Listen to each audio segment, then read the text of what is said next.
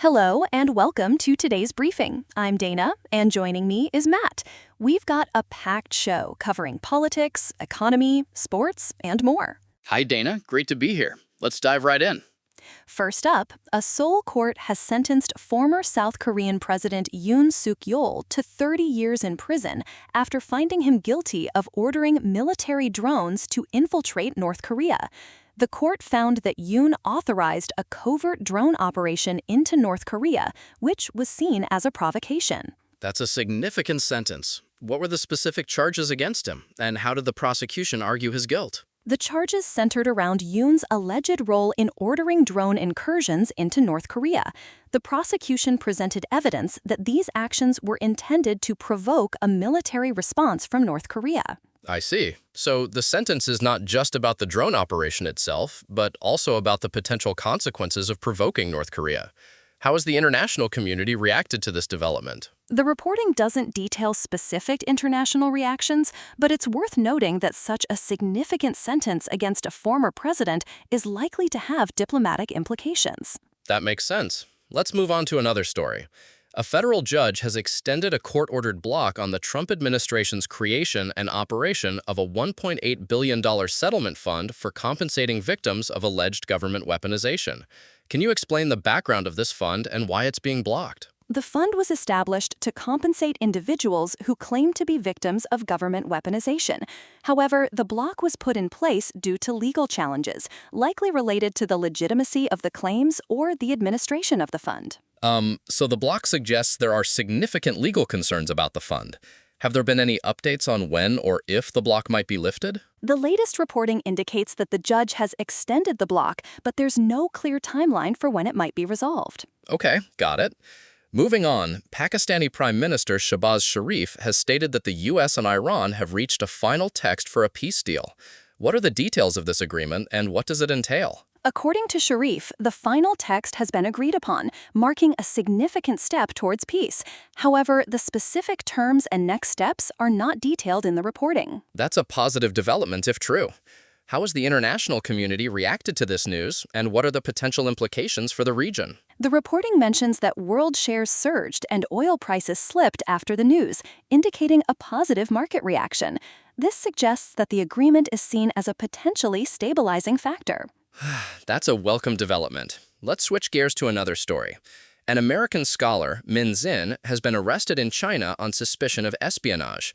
What are the details surrounding his arrest? Min Zin, who leads a think tank focused on Myanmar, was arrested and suspected of engaging in espionage activities that harmed Chinese national security. That's a serious charge. What is known about Min Zin's background and activities that might have led to his arrest? The reporting indicates that Min Zin has a history of activism and scholarship related to Myanmar, which might have raised suspicions. I understand.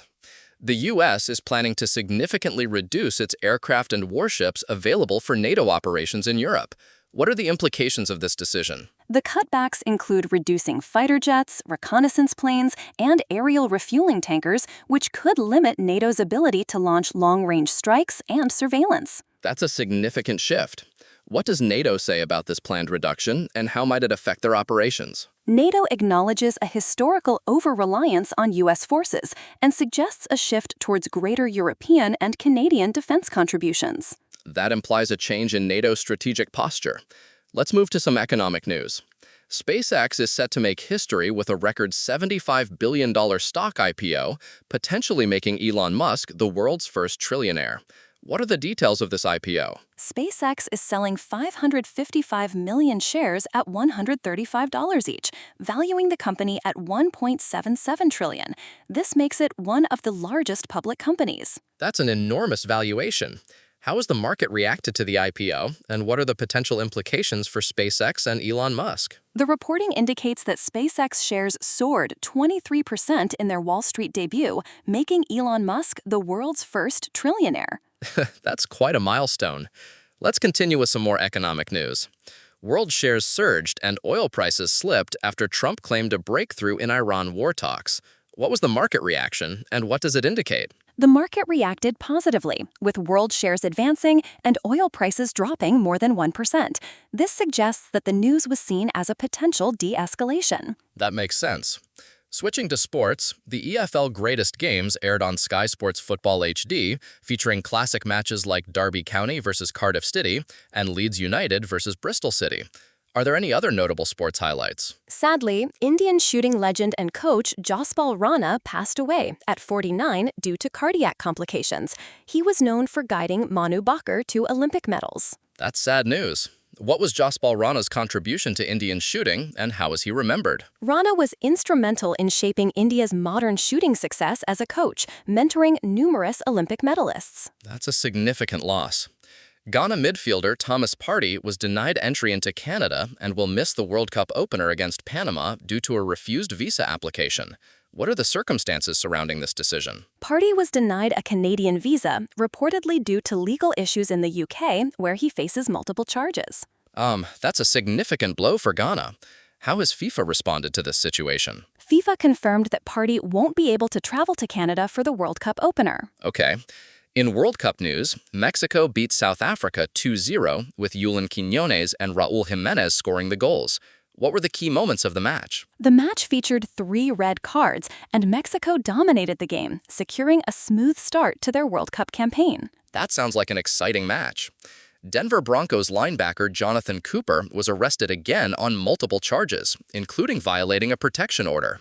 What are the details of his arrest? Cooper was arrested for violating a protection order and faces misdemeanor charges of harassment and domestic violence. That's concerning. What are the potential consequences for Cooper and the Broncos? The reporting doesn't detail the potential consequences, but such legal issues can have significant implications for an athlete's career. Let's shift to entertainment news. British artist David Hockney has died at 88. What is his legacy, and how is he remembered? Hockney was a legendary British artist known for his iconic paintings of Los Angeles pools. He was considered a superstar of pop art. That's a significant loss to the art world. In other entertainment news, Peppa Pig aired on Nick Jr., featuring episodes like Pizza Pizza and TV Land. Are there any other notable TV highlights? The show continues to be popular, with various episodes airing on Nick Jr. at different times. Okay. Olivia Rodrigo released a new album titled You Seem Pretty Sad for a Girl So in Love. What are the reviews saying about this album? The album has been reviewed as brilliantly catchy and beautifully bittersweet, with Rodrigo drawing inspiration from alternative pop. That sounds intriguing. Taylor Swift became the youngest woman ever inducted into the Songwriters Hall of Fame. What was the reaction to this honor? Swift was praised for her instinctive songwriting, and this milestone is another significant achievement in her career. Congratulations to her. In legal news related to entertainment, Blake Lively was awarded legal fees from Justin Baldoni, but denied punitive damages in a dispute over the film It Ends With Us. What were the details of this case? Lively can recover legal costs related to Baldoni's countersuit, but the judge denied her request for punitive damages. That clarifies the outcome. BBC News aired on BBC News HD at various times, covering national and international stories.